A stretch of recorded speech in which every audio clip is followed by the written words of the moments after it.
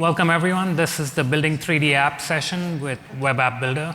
How many of you are already using Web AppBuilder? Actually developing widgets? 3D widgets? All right. Okay, good. So I'm Sajit Thomas. I work on the Patterns and Practices team at Esri, and I'm joined today by my good friend and colleague, Moxie Zhang. Moxie is the director of our Beijing R&D center, and he actually leads the Web AppBuilder team in Beijing. So since we released Web AppBuilder, we've had about 200,000 apps that have been created online. So it's been really popular, and I think the reason is it's really easy to build apps because you can actually just configure and create an app. And the approach is really modular because all the functionality is encapsulated in widgets. And so you can choose what functionality you want to add to a particular app. And you can actually tailor the app based on what you need so it's not bloated and you don't have every widget in the world. The reason I like working with the Web App Builder is because I'm a lazy developer. And I don't have to build the entire app. I can just build a widget. Do we have any lazy developers here? All right. The rest of you are too lazy to raise your hand even? I see how it is. So one of the cool things about Web App Builder is now we have support for 3D. We've actually had it for a little less than a year. I think we released right after Dev Summit last year. And it's actually just gotten better. So I'm going to show you a simple app. Actually, Julie showed this during the plenary. So if you were at the plenary, you probably saw this. So I'm just going to go ahead and launch the app and just show you one widget which does a feature selection in 3D. And so what I can do is I can go ahead and select a building, and it's actually going to go ahead and create a buffer around the building. I can change the buffer distance, right? And it's actually going to go ahead and select all of the 3D tree objects in that scene. And it's creating a chart based on the species, and I can actually click on one and highlight it on the map. And then it's also doing a summary of certain attributes about the trees. So it's actually going to go ahead and give me a count of that kind of species, or it's going to go ahead and give me the total height in feet and the average height, right? So these are certain things that you can actually visualize in 3D, which you couldn't do in 2D earlier. The other neat thing about 3D, and one of the real reasons that I tend to do more 3D now, is rich visualizations, right? So there are certain things that you can do in 3D that you just can't do in 2D. So this was a widget called the 3DFX widget, and what it does is it actually animates your data, and there are different animations that you can use to visualize your data. So I'm just going to go ahead and show you that as well. So I'm going to go back and just pick this application here. And this is actually an internal meeting that we had at Esri, and it shows where everyone attended from, and they actually went to Redlands, or some of them were online. But it shows all of our office locations around the world that people actually went to the meeting. And I can go ahead and configure this widget, so I can say change the visualization type. So I can select, instead of jet rail, I can say show me the fireball effect, and it's a slightly different visualization, right? So this is something that you couldn't really do in 2D. It's like a really rich visualization, and so that's one of the reasons that we kind of find that we are in a space where 3D quite hasn't taken off yet. Like our community isn't doing a whole lot with it, but we foresee that you guys will be building mostly 3D in the future.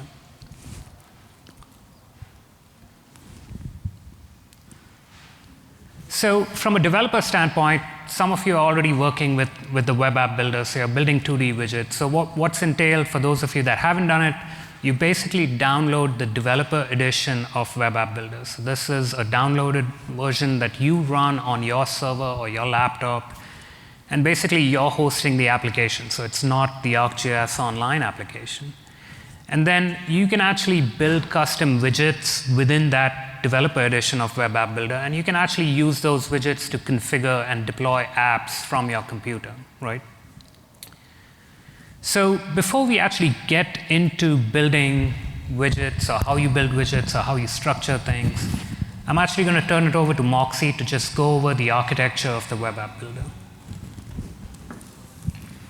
So we already have some session actually talking about Web App Builders. And usually I like to share is the idea, the concept, why we actually build the Web App Builder. And because I think this is very important. Actually, Sajit already mentioned a little bit earlier, is that using the Web App Builder is easier to create application, right? And the simplicity and the easier part of actually is quite important for us. Otherwise, everybody just writing a JavaScript application. You know, as you mentioned, we're trying to actually encourage lazy developers. So that's why the design, the concept is all around actually creating application. I've been show this quite a few times. So traditionally, when we create application, we start with a little functionalities, and then we start to add things to it. And we've done this for so many years. And your application growing bigger and bigger and getting more complicated. And then you have more requirement from left and right actually to do it. And this is no ending process. Usually you work over time, you can have a large application in your hand, and you have to maintain the application. So this really has to change. So a few years ago, we looked at this application creation process. We realized that this is not the way actually we should continue to build our application. That's why we're coming back to say how we can help our users and customers to build a better web application. And based on the previous idea, actually, we had, Sajit and I, we did a Flex Builder. This is way back. Anybody know Flex Builder? Flex Viewer. Oh, okay. So yeah, we have this, actually, we started on cooking this idea concept back in the Flex day, actually, to help develop a very quickly built application and through configuration rather than actually you build every piece by writing code. Now we're using that concept actually push to web application, and it's worked out very well. And again, we always wanted to emphasize that the simplicity is quite important. That's why every time we talk about the developed application for Web App Builder, we always talk about, okay, you need to follow certain conventions, right? And you need to follow certain defaults. Those could be considered opinionized, or actually it's the way to help simplify your work. It's one of the design principles we'll follow over and over again. You can see actually when we deal with the Web App Builder development. And third-party framework, that's another thing. So every developer has your favorite frameworks, or you have your favorite editors, the same thing. And in our case, definitely, because our JavaScript API is built on top of Dojo, pretty much we stick with it, right?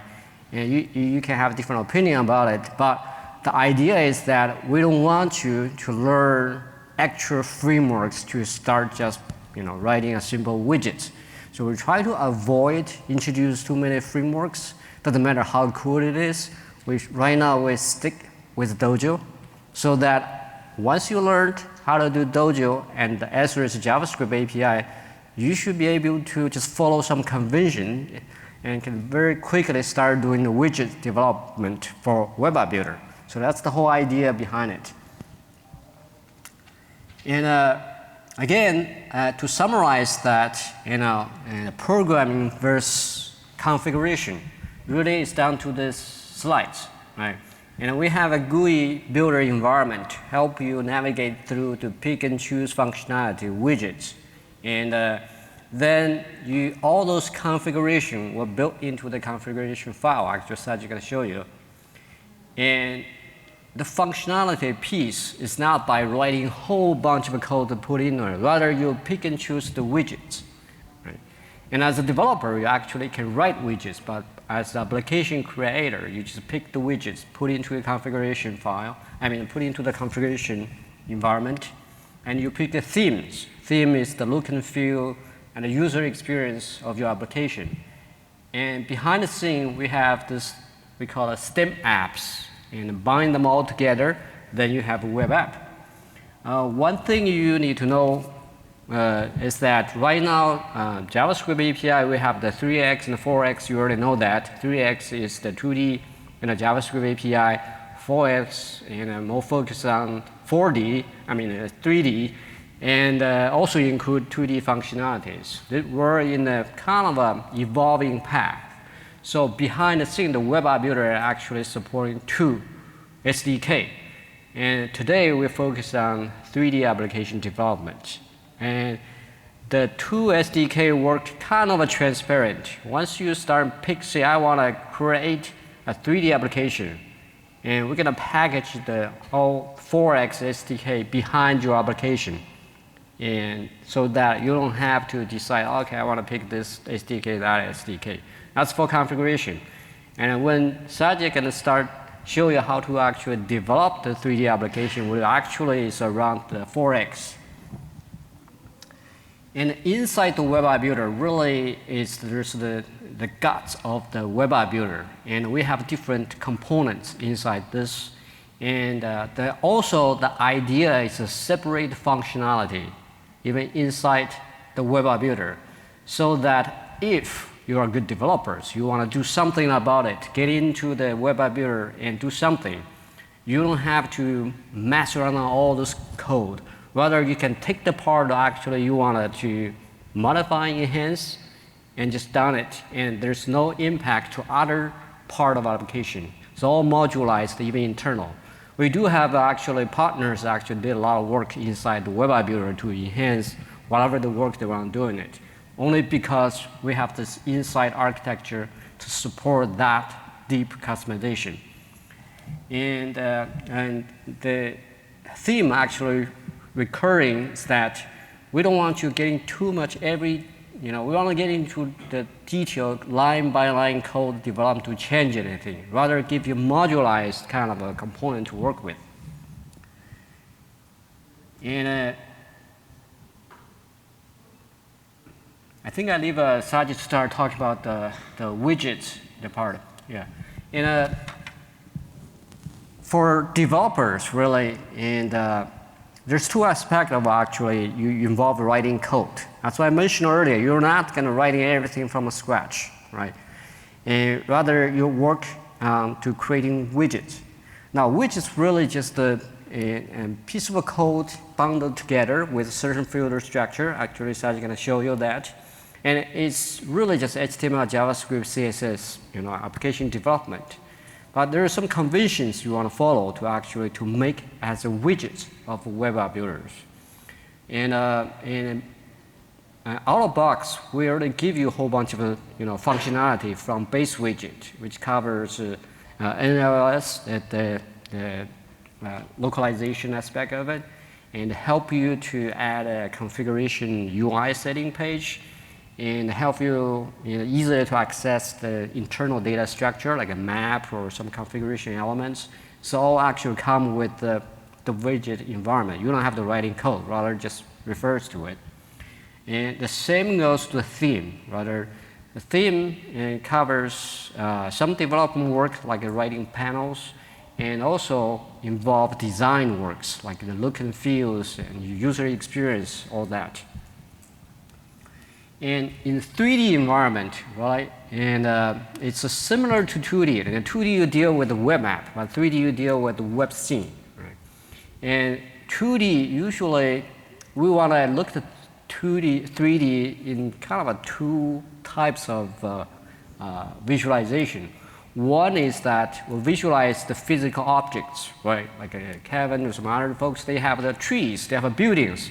Usually we have those physical objects modeled and put into a computer environment and visualize it. We can do measuring, we can do other things.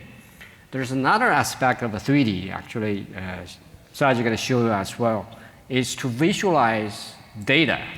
The data could be very abstract data, like business transaction data, climate change, and the Internet of Things, all the sensor data coming in.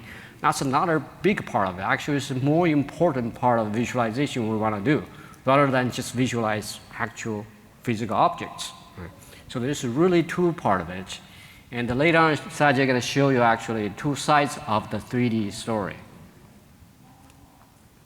Here we go.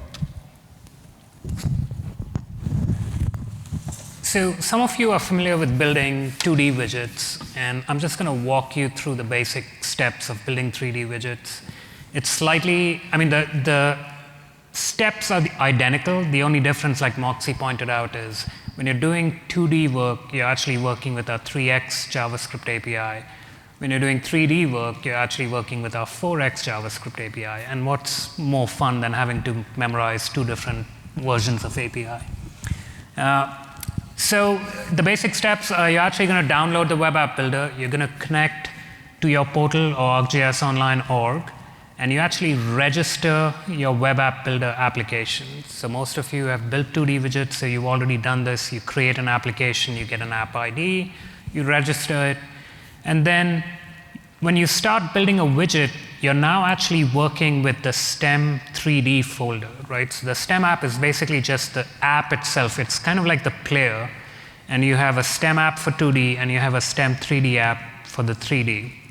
So you would be working in the STEM 3D, STEM app 3D folder, and then you can actually just copy one of the widgets that you might find is similar to the functionality you want to build, or there's a demo widget that you can actually use.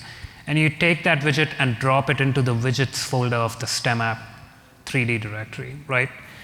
So once you do that, that widget is now live. So I'll actually show you, how you do that, and then you'll actually build an app using that widget. So when you build an app, it's actually creating a copy of the entire STEM app in your app, right? And that's where you work and you write your code. So if you mess something up, you can always revert and go back and create a new application. And then once you're done building the widget, you would actually move the widget back into the client STEM app 3D folder so that it's available for everyone to use. So let's just go ahead and do a real simple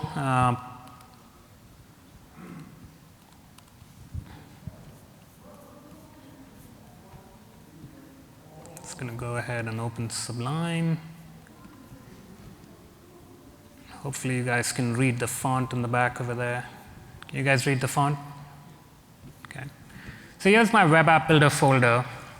And like Moxie pointed out, in the client application, I have a STEM app folder, which is the 2D version, and then I have a STEM app 3D folder, which is the 3D version, right?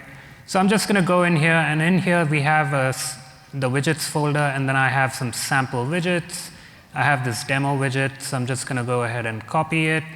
I'm actually going to paste it into the widgets folder, right? Go ahead and close this. And so now I'm going to go back here, create a new application, pick 3D. We'll just call this 3D app.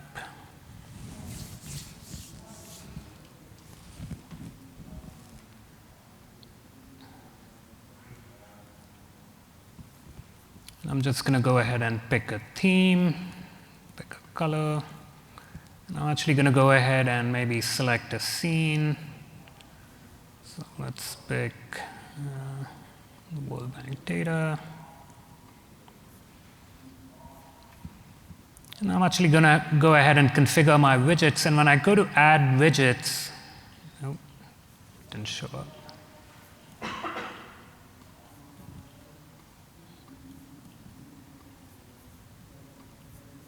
Go ahead and refresh this.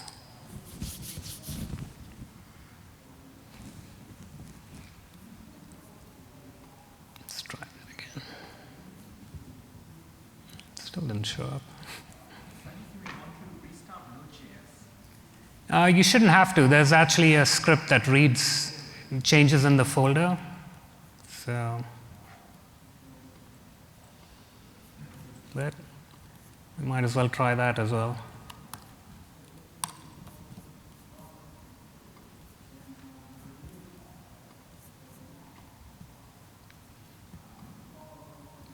For some reason, it's not reading the demo.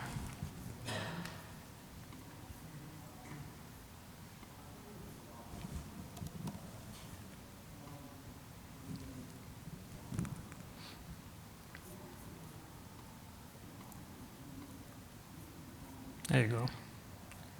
So here's my demo widget. I'm going to add it. There's some sample text that I can add, so I'm just going to say restart Node.js, right? So I've built this, and I'm going to save it, and I'm just going to go ahead and load this widget, and it actually just shows what I typed in the configuration panel, right? So now if you go back into your Web App Builder folder, in the server application, it actually creates this app, and this one is the last one that was created, and it's number 11. So if you go back here, you'll notice in the URL itself, it has the ID to the app.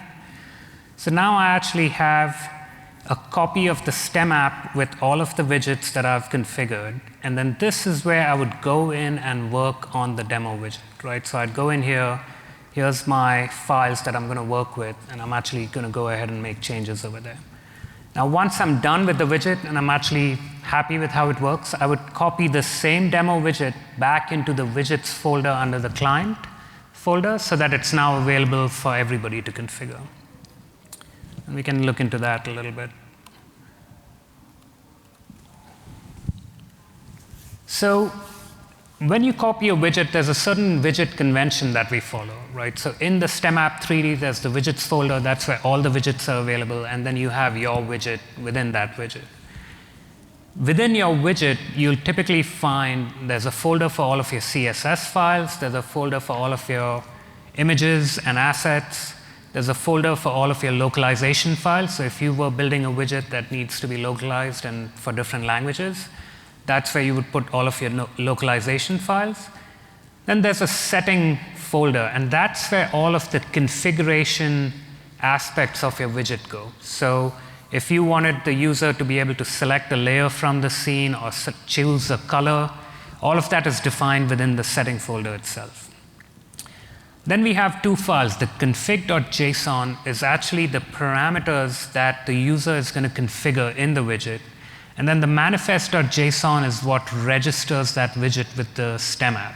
So it kind of says, here's my widget, here's the name of the widget, and it looks for that file, and then it actually adds it to the repository.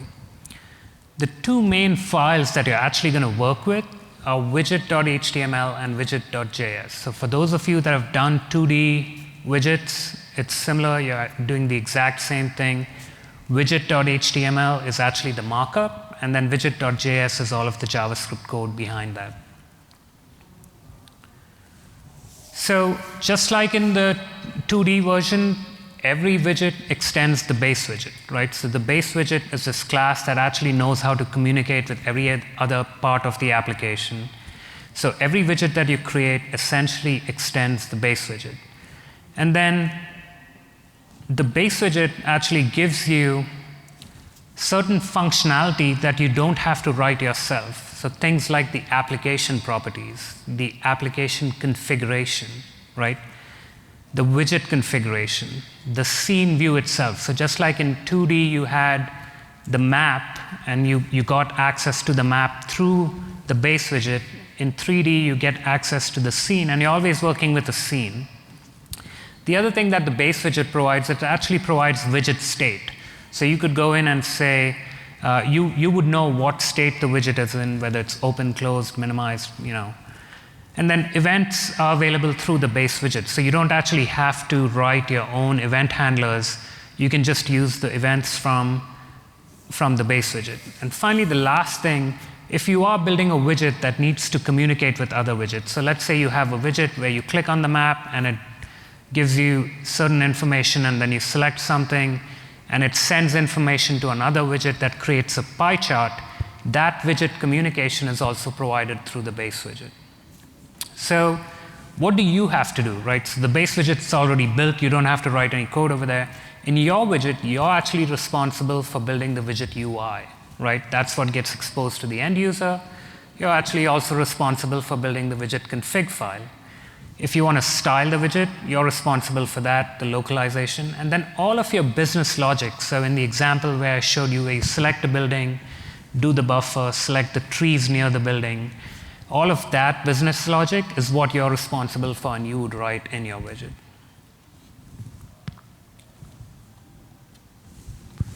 So the other thing that you actually have two ways to hook into events within the widget.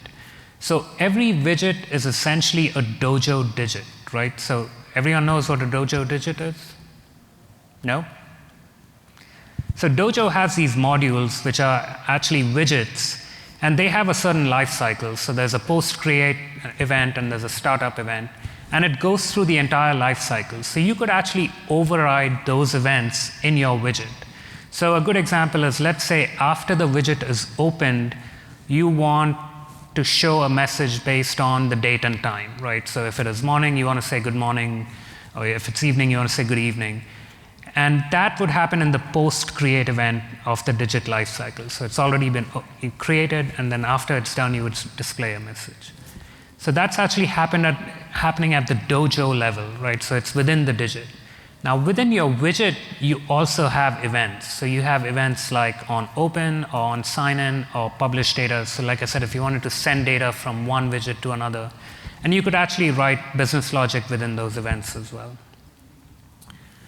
So now that you're working with 3D and the 4X API, there's certain differences, right? So the first thing is you're actually working with a scene view. The scene view is available to you within the widget itself. Just because you extended the base widget, you have access to the scene view. So in this example, what I'm going to do is I'm actually going to get the map associated with the scene view. And in the 4X world, in 2X or in 3X, when you're doing 2D stuff, you would say map, and then you would get layers from the map. In the 4X API of JavaScript, they've actually separated the model and the view, right? So the map is actually a model, and the scene view is actually a view. So it's essentially just representing what's in the model. So in the first line of code over here, I'm just going to go ahead and get the map for that particular scene view. And a map can actually display a scene view, or it can also do a 2D view, right? And then I'm actually defining something called promises. It's an array. And a promise is basically a result of an asynchronous process. So if you're using Ajax and you think of it, you used to send a request, you're not sure when it'll come back, because if let's say you're querying a feature layer and you're getting 5 features back, it may take 2 milliseconds. If you're getting 500 features, it may take 200 milliseconds, right? So you'd never know when you're getting the result. So everything in our 4X API is actually based on the asynchronous model. So what you're getting is a handle, it's called a promise.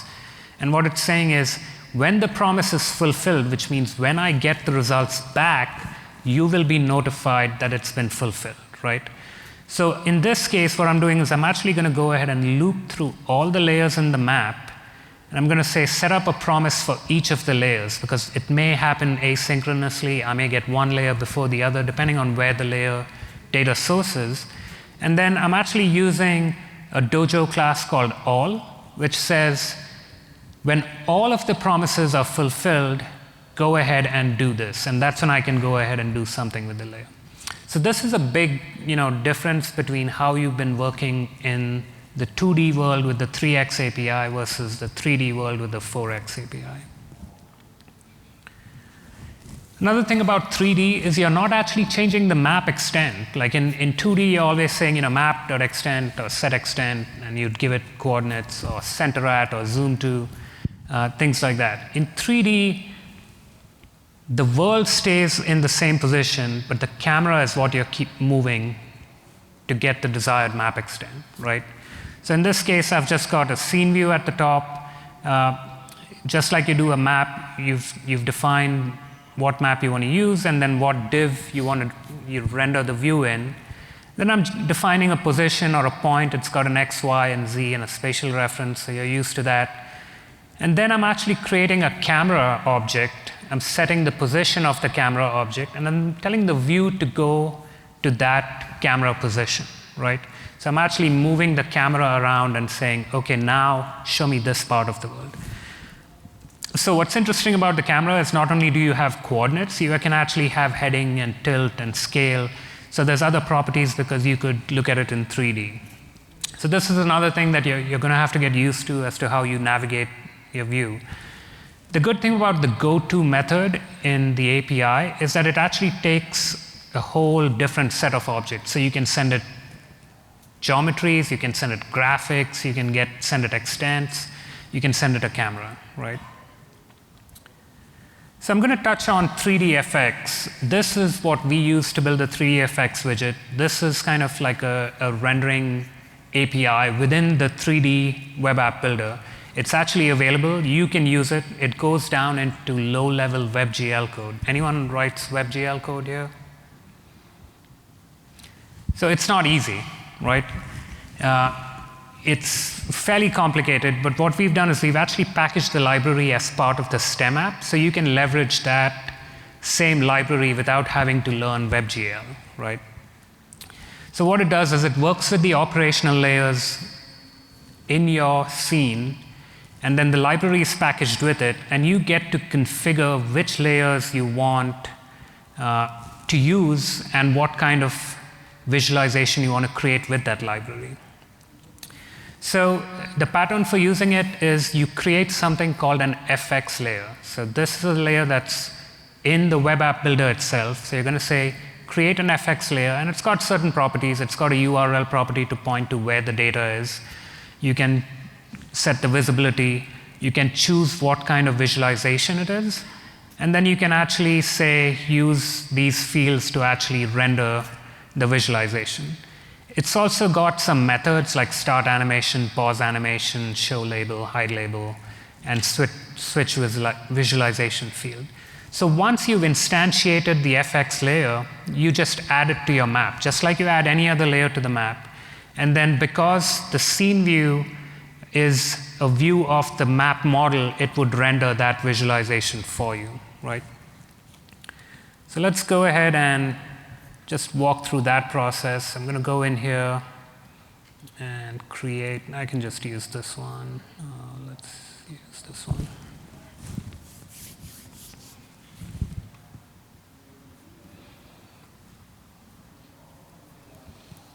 So I'm just going to go ahead and choose a web scene, and I'm going to pick the World Bank data. So this has World Bank data for different variables, and I'm going to go ahead and add the 3dFX widget.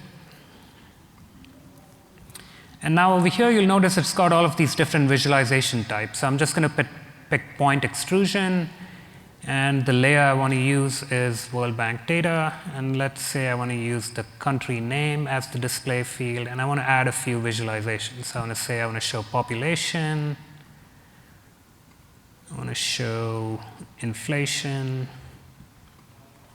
And let's say I want to show carbon dioxide emissions. And let me change my theme. Pick the dot theme and a green color. And go ahead and load that visualization. Right? So it's a really simple, just cylinders that are, the height is based on the value of the population in this case. And I can switch between fields. So this is actually showing inflation.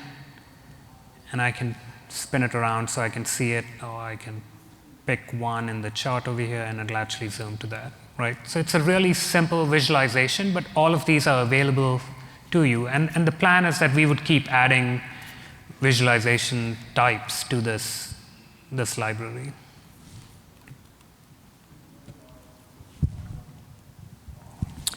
So when you're working with that 3dFX library, essentially what you're doing is you're just sending in the parameters. In this case, I've created a new FX, like I've included the FX layer class, and then I'm just creating all of the different parameters.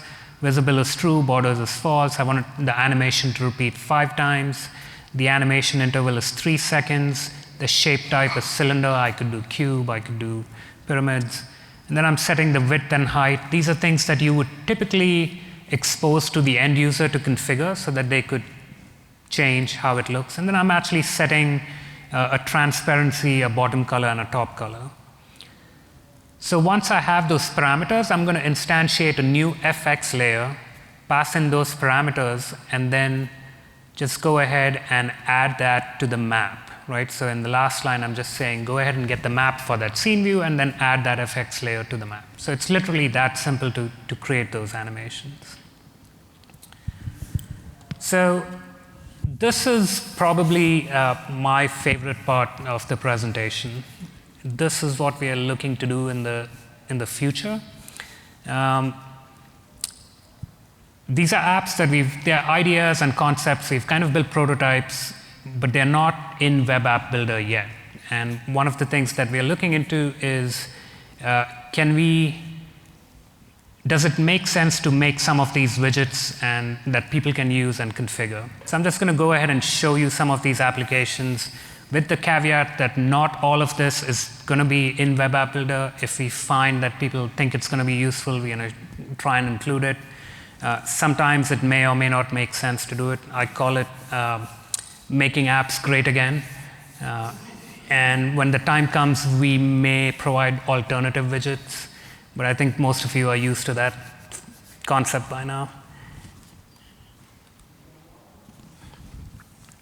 So this is one that we partnered with Cisco, and what it's doing is it's actually getting sensor data from San Diego, where it's detecting gunshots. And based on the gunshot location, it's actually doing a line of sight analysis with the CCTV cameras. So if you see a red line, it means that CCTV camera does not have a clear line of sight to that location. Whereas if you see a blue line, it's actually telling you that that CCTV camera has a clear line of sight. So I could go in and pick that camera location, and it'll actually show me where the incident occurred and then where the CCTV camera is, and I could actually focus on that. So one of the reasons we think this is going to be useful is if you've ever worked with a city, they typically have 3,000 cameras, and you never know which one to look at when an event occurs. So if you have something that detects where an event occurs, you could actually automatically program it to turn those cameras on that have a clear line of sight, right?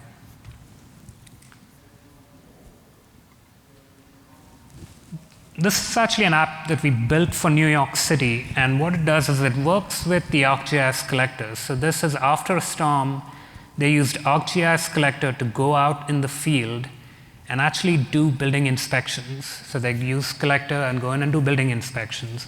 And if the building is damaged, it shows up in red. If it's in fair condition, it shows up in yellow. And if it's in good condition, it shows up in green. So this is something that's important in 3D, because typically when you show this in a 2D map, you just see the building footprints and you don't have an idea of what the volume or how many occupants could be in a building that's damaged. And I could go in and select a building, and it'll actually show me all of the information about that building. But I can also go in and say, show me the closest shelter, and it'll actually select the shelter and show me the shortest route to that shelter. So we actually worked with IBM on this, and we actually have some interesting other stuff. I could go in and search for all the tweets that mention storm. And this is just searching for all the tweets in New York City, but then I can actually go in and send the content of the tweets to the Watson API and analyze it for emotion. And so it's actually saying 53% of the tweets showed anger, 3% showed disgust, 12% show fear, 5.7% show joy, and 14% show sadness. So it's actually pulling live Twitter data, and then it's actually going to go ahead and analyze the content using Watson to get a feel for what people feel about a certain event.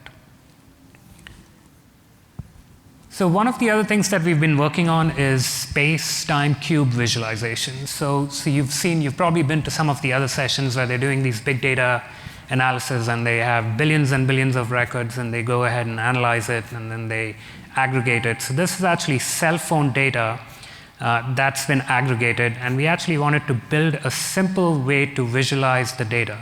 So on the big data side, they crunch the numbers and they spit out the results, but there's no easy way for you to look at what it means.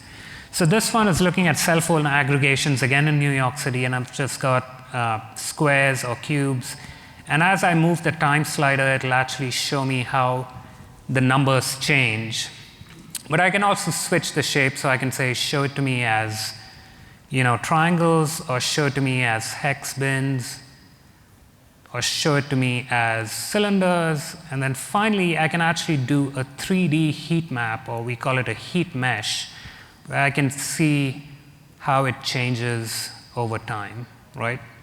So this is something that typically you would never be able to do in a 2D map, because you can see a heat map, but you don't see the actual volumes changing in 3D.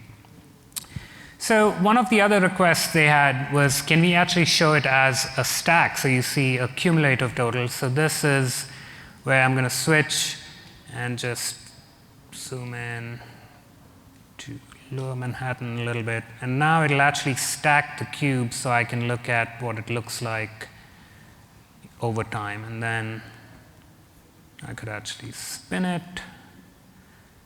And you could actually make this real time where you're actually getting new data. So as data changes, the cube would keep changing and you'd see more cube stacks going in, right?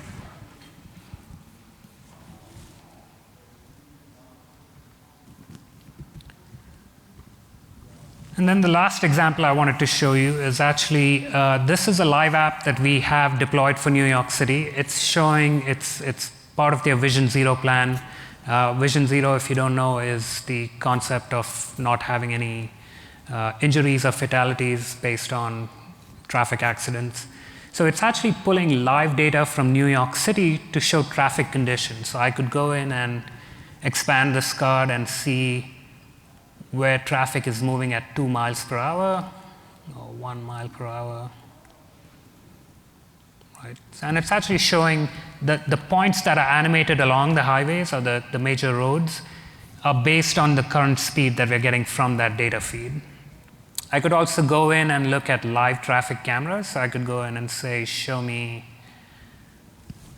what traffic looks like at that location.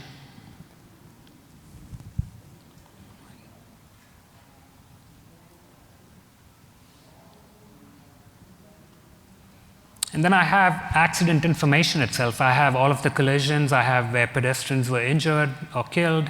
I could go ahead and select that, and it'll navigate me to that location. I have where bicyclists were injured.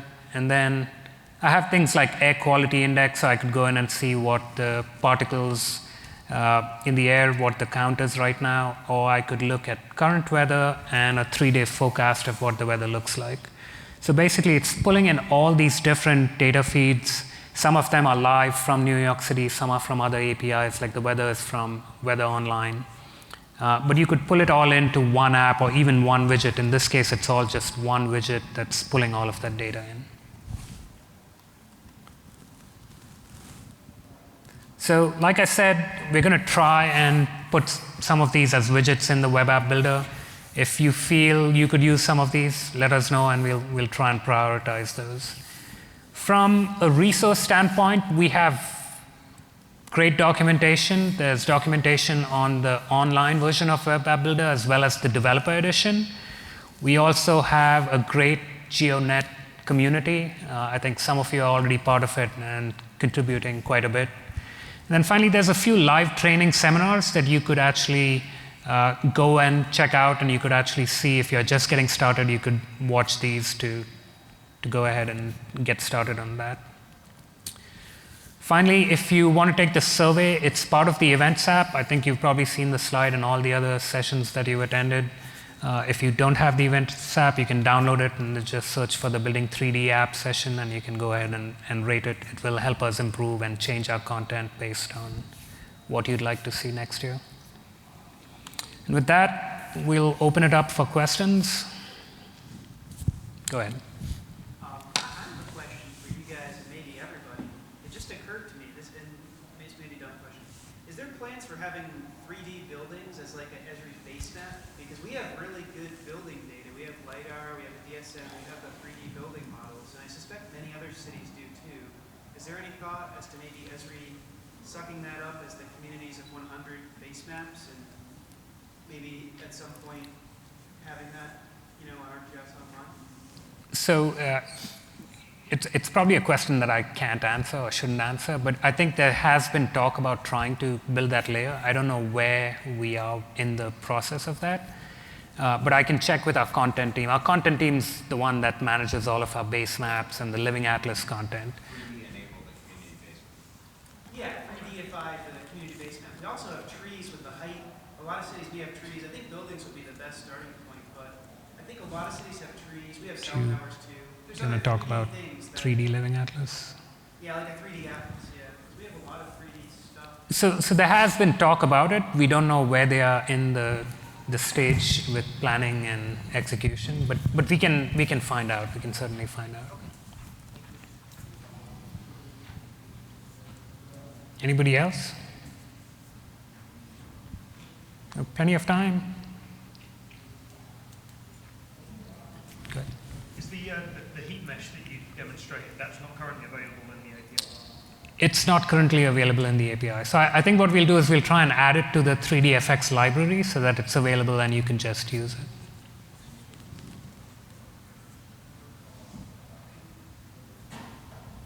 Anyone else? All right. Thank you, and we hope we'll see a lot of 3D widgets next year.